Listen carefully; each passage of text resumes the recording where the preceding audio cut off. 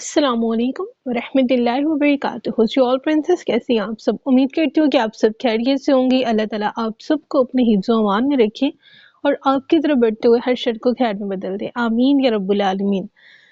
जी तो all princess, जैसा कि आप सब जानती हैं कि हमने अपना इंग्लिश स्पीकिंग कोर्स का स्टार्ट किया हुआ है और उसकी माशाल्लाह से हमारी एक प्लेलिस्ट चल रही है। 4 लेक्चर्स हमारे कंप्लीट हो गए और आज हमारा है लेक्चर नंबर 5।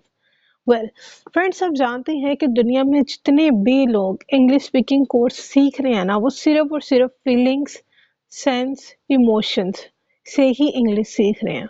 वेल जितने भी सक्सेसफुल इंग्लिश स्पीकिंग कोर्स हैं थ्रू आउट द वर्ल्ड, ठीक है, जिससे वाकई जो है वो लोग सीख रहे हैं और लोगों को इंग्लिश बोलना आ रही है, वो सब डिपेंड करते हैं फीलिंग्स और सेंस बेस्ड लर्निंग पर।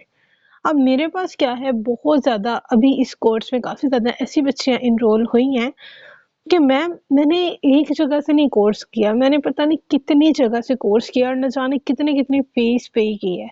अभी तक ना मेरी ग्रामर ठीक हुई है, ना मुझे कह लें कि इंग्लिश बोलने की जो हेजिटेशन थी वो ख़त्म हुई है, और मैं पैसे लगा लगा के थक चुकी हूँ। ठीक है, क्योंकि बच्चा हमारा फोकस ही गलत चीज़ पे होता है। हमारा फोकस होना चाहिए फीलिंग्स के ऊपर और सेंस बेस्ड लर्निंग के ऊपर। ठीक है, अब कोई भी लैंग्वेज हो ना, उस लैंग्वेज का मकसद क्या होता है? अपने इमोशंस को एक्सप्रेस करना। ठीक है, कोई भी लैंग्वेज है, आपने क्या करना है, अपने इमोशंस ही बताने हैं ना। हम बोल के क्या कर रहे होते हैं, अपने इमोशंस बताते हैं, वो कोई भी लैंग्वेज हो। और हम क्या कर रहे हैं, इंग्लिश स्पीकिंग में हमारे इमोशंस नहीं होते, we are just trying to speak like a robot. ठीक है, हम रोबोट की तरह बोलना बस स्टार्ट कर देते हैं। तो इसी वजह से ना हम कभी इंग्लिश बोलने की अपनी हेजिटेशन को दूर कर पाते हैं और ना ही कहने अपनी ग्रामर के मिस्टेक्स को ओवरकम कर पाते हैं। ठीक है, तो आप सबने बच्चे क्या करना है, आपने सिर्फ और सिर्फ मेरी सारी वीडियोस को देखना है और साथ साथ मुझे जो है वो फॉलो करना है, मेरे दिए हुए टास्क मुकम्मल करने हैं। इंशाल्लाह असल में आपको सेंस बेस्ड लर्निंग ही करवाने वाली हूँ। ऑलराइट, तो अब हम मूव करते हैं अपने आज के टॉपिक पे कि आज का हमारा टॉपिक क्या है। आज के बच्चे हमारा टॉपिक है सेंटेंस एंड इट्स टाइप्स। ठीक है, सेंटेंस एंड इट्स टाइप्स। अब what is sentence? A sentence is a group of words that gives a complete meaning. ठीक है, मैं आपको जूम करके दिखा रही हूँ। जुमला अल्फाज का ऐसा ग्रुप होता है जो पूरा मतलब देता हो। ऑलराइट, ग्रुप ऑफ वर्ड्स, ठीक है, कॉम्बिनेशन ऑफ वर्ड्स होता है that gives us a complete meaningful sense. ठीक है, कि आप फॉर एग्जांपल यहाँ पर नीचे देखें, आई एम अ टीचर। अब इसमें क्या है, आई हमारे पास सब्जेक्ट है, एम हमारे पास हेल्पिंग वर्ब है, आ हमारे पास आर्टिकल है और टीचर हमारे पास नाउन है। अब यहाँ पे ये जो मैंने आपके सामने सेंटेंस बोला, आई एम अ टीचर, तो आपको मेरी बात बिल्कुल क्लियर समझ आ गई है कि ठीक है, मैं एक टीचर हूँ। अब अगर मैं यहाँ पे क्या कहती, टीचर एम आई आ, ये भी तो कॉम्बिनेशन ऑफ वर्ड्स है, लेकिन ये हमें एक मीनिंगफुल और कंप्लीट मतलब नहीं दे रहा। ठीक है, I am a teacher, I am a student, I am happy, I am sad, I am eating, I am playing, ये ऐसे कॉम्बिनेशन ऑफ वर्ड्स हैं जो हमें एक complete and meaningful sense they रहे हैं। ओके, अब मैं आपको यहाँ पे अगर ये कहती स्टूडेंट एम आ एस, ठीक है, तो ये भी हमारे पास कहने कॉम्बिनेशन ऑफ वर्ड्स होता है, लेकिन हमें इसका मतलब समझ नहीं आ रहा। तो इस वजह से कॉम्बिनेशन ऑफ वर्ड, एक कंडीशन तो पूरी हो रही है लेकिन हमें वो मीनिंग नहीं दे रहा, इस वजह से हम फिर उसे सेंटेंस नहीं कहेंगे। ऑलराइट, ये हमारी है सेंटेंस की डेफिनेशन। अब हम बात करते हैं टाइप्स ऑफ सेंटेंसेस। तो टाइप्स ऑफ सेंटेंसेस हमारे पास टोटल 5 होती हैं, आपने ध्यान से समझनी है, बहुत इंपॉर्टेंट है। फर्स्ट हमारी टाइप है डेक्लेरेटिव। फर्स्ट हमारी है डेक्लेरेटिव। ओके बच्चे, आपने इसको ध्यान से प्रोनाउंस करना है। ये देखिए, D E C, deck, L A la, ठीक है, डेक्लेरेटिव, ठीक है, डेक्लेरेटिव। ऑलराइट, इसके 3 कॉम्बिनेशन आपने बनाने हैं। डेक्लेरेटिव, ओके, फर्स्ट इसकी है डेक्लेरेटिव, और इसकी डेफिनेशन क्या होती है? स्टेटमेंट या बात बताता है, ठीक है? कोई भी स्टेटमेंट हो, कोई बयान है या कोई सिंपल सी बात है, वो हमें बताता है, उसे हम कहते हैं डिक्लैरेटिव, ठीक है? अब यहाँ पे देखिए, I am learning English, I am learning English, मैं इंग्लिश सीख रही हूँ, ठीक है? कि मुझे एक बात बता रहा है। शी लाइक्स टी, वो चाय पसंद करती है। ही प्लेज अ फुटबॉल, ये फुटबॉल खेल रहा है। दे आर वॉचिंग टीवी, वो टीवी देख रहे हैं, ठीक है? ही प्लेज अ फुटबॉल, वो फुटबॉल खेल रहा है। तो यहाँ पे क्या है? यहाँ पे सिर्फ एक हमें स्टेटमेंट बताई गई है। अब इसमें क्या है, ये कॉम्बिनेशन ऑफ वर्ड्स है और हमें एक मीनिंगफुल सेंस दे रहे हैं, ठीक है? हमें बात पढ़ के समझ आ रही है कि वाकई कोई काम हो रहा है और हमें इसकी स्टेटमेंट की समझ आ गई है, ठीक? तो इस वजह से जहाँ पे हम सिर्फ स्टेटमेंट की बात करेंगे, जिसको पढ़ के हमें सिर्फ एक सिंपल बात का पता चले, एक बात का पता चले, उसे हम कहते हैं डिक्लैरेटिव। कौन सी टाइप कहते हैं? डिक्लैरेटिव। ये इतनी ही आसान थी। अब हम नेक्स्ट मूव करते हैं। ओके, तो नेक्स्ट हमारे पास टाइप है interrogative. Interrogative sentence, interrogative sentence, interrogative sentence, इसको आपने प्रोनाउंस भी अच्छे से करना है, इंट्रोगेटिव सेंटेंस। अब इसमें क्या होता है? क्वेश्चन पूछता है। डेफिनेशन इसकी सिंपल है, क्वेश्चन पूछता है। और इसकी पहचान है बिगिन विद WH, ठीक है? ये हमेशा शुरू होता है WH से, और ऑक्सिलरी वर्ब और हेल्पिंग वर्ब, ठीक है? इंट्रोगेटिव सेंटेंस की सिंपल सी पहचान ये है कि इसमें हम कोई ना कोई क्वेश्चन करते हैं, और जो क्वेश्चन शुरू होता है वो या तो W और H से शुरू हो रहा होता है, या कहने किसी हेल्पिंग वर्ब से स्टार्ट हो रहा होता है। ऑलराइट, अब यहाँ पे देखें, जरा ध्यान से बताइएगा। एग्जाम्पल्स हैं, are you happy, are you happy, क्या तुम खुश हो? और इसकी पहचान होती है कि इसके मस्ट लास्ट में जो है ना वो क्वेश्चन मार्क आता है, ठीक है? जब तक आप क्वेश्चन मार्क नहीं लगाएंगे, ये हमें पता नहीं चलेगा कि ये इंट्रोगेटिव सेंटेंस है। और यहाँ पे देखिए, ये हमारा WH से स्टार्ट हो रहा है या हेल्पिंग वर्ब से? तो इज, आर, एम हमारे पास एक हेल्पिंग वर्ब है, तो ये हमारा हेल्पिंग वर्ब से सेंटेंस स्टार्ट हो रहा है। What is your name, what is your name. अब यहाँ पे ये किससे स्टार्ट हो रहा है? W और H से, ठीक है? WH से स्टार्ट हो रहा है, लास्ट में क्वेश्चन मार्क आ रहा है, और ये क्वेश्चन पूछ रहा है कि आपका नाम क्या है? Why are you late? आप लेट क्यों है? ये भी W और H से स्टार्ट हो रहा है, लास्ट में क्वेश्चन मार्क है, और वो आपसे सवाल पूछ रहा है कि आप लेट क्यों है? Why are you late?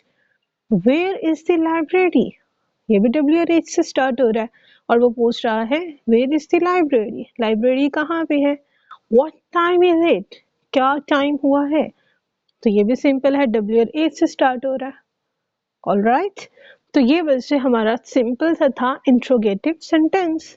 बहुत सिंपल है, बस आपने इस चीज़ का ध्यान रखना है कि ये आपने हेल्पिंग वर्ब से या WH से स्टार्ट करना है, और लास्ट में क्वेश्चन मार्क मस्ट लगाना है। बस इतना ही आपने इसमें याद रखना है। ओके, नेक्स्ट है इम्पेरेटिव। नेक्स्ट हमारे पास है इम्पेरेटिव, ठीक है? Imperative sentence. इम्पेरेटिव सेंटेंस में क्या होता है? बहुत सिंपल डेफिनेशन है कि जिसमें कोई ऑर्डर हो, रिक्वेस्ट हो या एडवाइस देता हो, ठीक है? जिसमें कोई दूसरा शख्स आपको या तो ऑर्डर दे रहा है कि जल्दी मेरा ये काम करो, या रिक्वेस्ट कर रहा है कि प्लीज़ यार मुझे एक गिलास पानी ला दो, या तुम्हें एडवाइस दे रहा है कि यार तुम्हारा कल पेपर है, जाके पढ़ लो, ठीक है? तो जहाँ पे ये वाली बात आएगी उसे हम कहेंगे इम्पेरेटिव सेंटेंस। अब यहाँ पे देखें, प्लीज सिट डाउन, ठीक है? यहाँ पे देखिए ना, प्लीज लगा, तो हम यहाँ पे किसी को ऑर्डर नहीं दे रहे, हम यहाँ पे उसे कह रहे हैं प्लीज, रिक्वेस्ट कर रहे हैं उससे, सिट डाउन, तो ये हमारी एक रिक्वेस्ट की आ जाएगी। बी क्वाइट, अक्सर टीचर्स कहती है ना क्लास में अपने बच्चों को, बी क्वाइट, ठीक है? खामोश हो जाएं, चुप करके बैठ जाएं, तो वो बेसिकली टीचर रिक्वेस्ट तो नहीं कर रही होती, वो ऑर्डर दे रही होती है कि खामोश होके बैठ जाएं। ड्राइव केयरफुली, ठीक है? अक्सर जो पेरेंट्स होते हैं, अगर अपने बच्चे के साथ कहीं ड्राइविंग पे जाएं या कहीं बाहर जाते हैं, तो पीछे से क्या कह रहे होते हैं कि बेटा आहिस्ता चलाओ, आराम से चलाओ, आगे देखो, मोबाइल ना चलाओ। तो वो उनका कंसर्न होता है ना, वो एडवाइस कर रहे होते हैं अपने बच्चों को। ड्राइव केयरफुली, ओके, ध्यान से चलाओ। ये हमारी थर्ड कैटेगरी खत्म हो गई, टाइप। अब नेक्स्ट हमारे पास कैटेगरी है एक्सक्लेमेटरी सेंटेंस। ओके, तो इसमें बच्चे क्या है, स्ट्रॉन्ग फीलिंग या इमोशन शो करता है। स्ट्रॉन्ग फीलिंग या इमोशन शो करता है। ऑलराइट, अब इसमें क्या आता है, फॉर एग्जाम्पल, वो व्हाट अ ब्यूटीफुल डे। ठीक है, जब हम खुश होते हैं हम कहते हैं ना, wow what a beautiful day, कितना खूबसूरत दिन है। तो वो हमारी खुशी की इंतहा होती है, हमारी फीलिंग को, हमारे इमोशंस को एक्सप्रेस कर रहा होता है। Alas I lost my phone. ठीक है, जब किसी का कह लें मोबाइल चोरी होता है, अल्लाह माफ करे, अल्लाह ना करे इतना भयानक दिन किसी की लाइफ में आए। आजकल तो मोबाइल के बगैर बिल्कुल भी रहना मुश्किल है। तो alas I lost my phone. ठीक है, हम दुख के इंतहाई एंड लेवल पे होते हैं। फोन तो बहुत दूर की बात है ना, अगर हमारे मोबाइल का चार्जर ही ना मिले तो बड़ी टेंशन हो जाती है। अच्छा, वैसे मुझे कमेंट में बताइएगा आप सब कि जब भी आप कहीं जाते हैं मेहमानदारी में, क्या आप भी सबसे पहले जाके वहां पे यही पूछते हैं कि वाईफाई का पासवर्ड तो शेयर करिएगा प्लीज, है ना? वहाँ पे फिर आप लोग से वो क्या कहते हैं रिक्वेस्ट वाली फॉर्म में आ जाते हैं, इम्पेरेटिव सेंटेंस आप लोग यूज कर रहे होते हैं। तो मुझे कमेंट बॉक्स में आपने लास्ट में बताना है कि सच्ची सच्ची बताना, झूठ नहीं बोलना, कि बाकी आप लोग जब रिश्तेदारों की तरफ जाते हो सबसे पहले जाके पानी पूछते हो या वाईफाई का पासवर्ड पूछते हो, सच्ची बताइएगा, झूठ नहीं बोलना। ओके, अच्छा, तो अल्लाह मतलब हम सैड हैं, बहुत दुखी हैं। Okay, hurray we won the match. ठीक है, हुर्रे, जब हम खुश होते हैं तब हम ये कहते हैं, जब हम वो पेपर पास कर लें या कोई टेस्ट पास कर लें या किसी इंटरव्यू में हमारी सिलेक्शन हो जाए, तो हम ये वाला हैप्पीनेस शो कर रहे होते हैं। ठीक है, जिसमें हमारे फीलिंग्स या इमोशंस शो हो रहे हों उसे हम एक्सक्लेमेटरी सेंटेंस कहते हैं। ऑलराइट, अब नेक्स्ट हमारे पास है, ओके, तो अल्लाह ताला आपको खुश रखे, अल्लाह ताला मेरी शहजादियों के नसीब बहुत अच्छे करे। आप सब मुझे सुन रहे हैं, समझ रहे हैं, अल्लाह ताला आपको इंग्लिश बोलने की और उसे फट फट कहने के, सीखने की और फट फट बोलने की तौफीक अता फरमाए। तो अब आप सोच रहे होंगे मैम को क्या हो गया, तो अब बच्चे ये जो मैं आपको दुआएं दे रही हूँ, देखिए ये भी तो जाहिर है किसी ना किसी सेंटेंस में ही आएगा ना। तो ये बेसिकली हमारी सेंटेंस की नेक्स्ट कैटेगरी है। देखें, an optative sentence expresses a wish, prayer or desire। ठीक है, जहाँ पे हम कोई विश की बात करें, प्रेयर की बात करें या कोई हमारी ख्वाहिश की बात करें तो उसे हम कहेंगे ऑप्टेटिव सेंटेंस। ऑप्टेटिव सेंटेंस दुआ, ख्वाहिश या तमन्ना को शो करता है। अब इसमें हम कौन कौन से वर्ड्स यूज करते हैं, may, wish, would, only, would that, only. ठीक है, अभी मैं आपको आपकी इसकी थोड़ी टाइप सिखाती हूँ। देखें, यहाँ पे है मे अल्लाह ब्लेस यू। ठीक है, अल्लाह आपको खुश रखे। तो यहाँ पे हम किसी को दुआ दे रहे हैं, तो ये हमारी ऑप्टेटिव सेंटेंस है।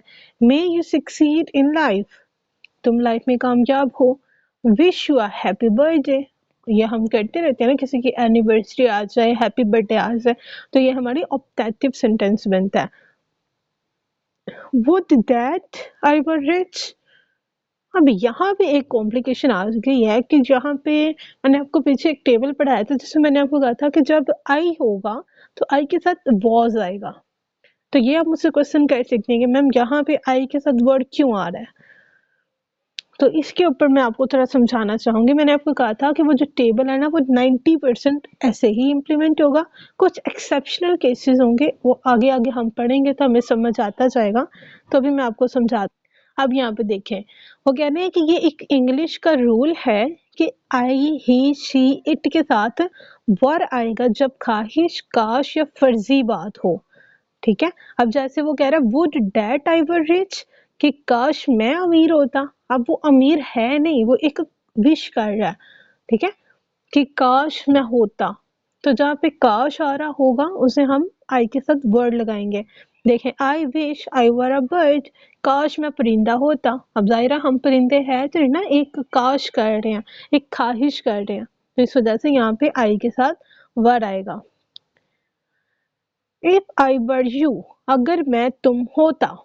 ठीक है? अगर हम अक्सर किसी को कहते हैं ना, अगर मैं तुम्हारी जगह पे होता या अगर मैं तुम्हारी जगह पे होता तो मैं ऐसे करता, ठीक हो गया? तो अब यहाँ पे है वॉज़ कब आता है? अब यहाँ पे देखिए वॉज़ तब आएगा जब रियल पास्ट की बात हो रही हो, जो बात हकीकतन माज़ी में हो चुकी होती है, ठीक है? अब यहाँ पे मैं कल थका हुआ था, वाक़ई वो थका हुआ था, तो आई वाज़ टायर्ड यस्टरडे, ठीक है? तो इस चीज़ का आपने ध्यान रखना है कि अगर कोई ख़्वाहिश है, कोई ख़्वाहिश, काश या कोई फ़र्ज़ी बात हो रही है, ठीक है? तो वहाँ पे आई के साथ हमेशा वर आता है, okay? If only I were there, if only I were there, इसको भी हम एक्सप्लेन करते हैं, काश मैं वहां होता। देखिए इसका उर्दू में ये मतलब है काश मैं वहां होता। अब यहाँ पे भी वो वहां पे मौजूद नहीं था, ठीक है? अगर वो वहां पे मौजूद होता हकीकतन, तो वहां पे वो बात पास्ट में हो चुकी होती तो आई के साथ वॉज आता, लेकिन वो एक फिर सी बात कर रहा है, तो इस वजह से हम यहाँ पे आई के साथ वर्ड लगाएंगे, ठीक है? अब यहाँ पे अक्सर हम कहते हैं if only she were here, काश वो यहाँ होती। If only I were free, अगर मैं फ्री होता। अक्सर हम ये भी कहते हैं ना कि मैं शादी पे जाती, काश मैं फ्री होती, ठीक है? तो जहाँ पे हम काश की बात करेंगे वहाँ पे हम आई के साथ वर्ड लगाएंगे। बच्चे मैंने आपको जो है वो कंप्लीट टाइप से समझा दी है, उम्मीद है आपको समझ आ गई होगी। अब नेक्स्ट मैं आपको एक टास्क देती हूँ कि आपने क्या करना है, एक एक सेंटेंस बनाना है आपने हर कैटेगरी का, ठीक है? डिक्लेरेटिव का, इंट्रोगेटिव, इंटेरोगेटिव का, ऑब्जेक्टिव का, और ये जितने भी पीछे हमने 5 टाइप्स पढ़ी है ना, उन सब का आपने एक-एक सेंटेंस बना के मुझे चेक करवाना है, ऑलराइट? और उसके बाद ये कुछ एक और टास्क है, टास्क आइडेंटिफाई द सेंटेंस, नीचे दिए गए जुमलों को पढ़ें और बताएं कि हर जुमला किस टाइप का है, डिक्लेरेटिव, इंटेरोगेटिव, इम्पेरेटिव, एक्सक्लेमेटरी या ऑब्जेक्टिव, ठीक है? अब यहाँ पे मैंने आपको कुछ सेंटेंसेस दिए हैं, आपने उसको पढ़ना है और पढ़ के मुझे बताना है कि ये कौन सा सेंटेंस है, ठीक है? मैं आपको एक दफ़ा पढ़ के बता देती हूँ। Please open the door. What is your name? I love learning English. Whoa, this dress is beautiful. May you succeed in life. She is my best friend. Don't make noise in a class. How cute the baby is. Don't you like the? Wish you all the best.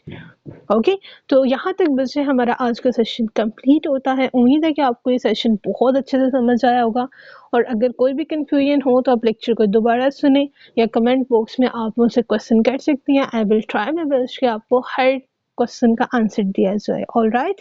और अगर कोई confusion हो तो लाजमी पूछ लिया करें, और अगर आपने ज़रा सा भी इस वीडियो से कुछ सीखा हो, समझा हो, या आपको मेरी एफर्ट पसंद आई हो, तो वैसे इस वीडियो को लाइक करें, सब्सक्राइब करें और कमेंट करें चैनल पे, ठीक है? और इस वीडियो को अपने फ्रेंड्स के साथ, रिलेटिव्स के साथ, सिस्टर्स के साथ, अपने व्हाट्सएप ग्रुप्स में शेयर करें ताकि मज़ीद बच्चियाँ अपनी इंग्लिश को ठीक कर सकें और वो कॉन्फिडेंटली अपनी लाइफ में जो आने वाली अपॉर्चुनिटीज़ हैं उसको अवेल कर सकें। स्टे सेफ, स्टे हैप्पी, अल्लाह हाफ़िज़, टेक केयर।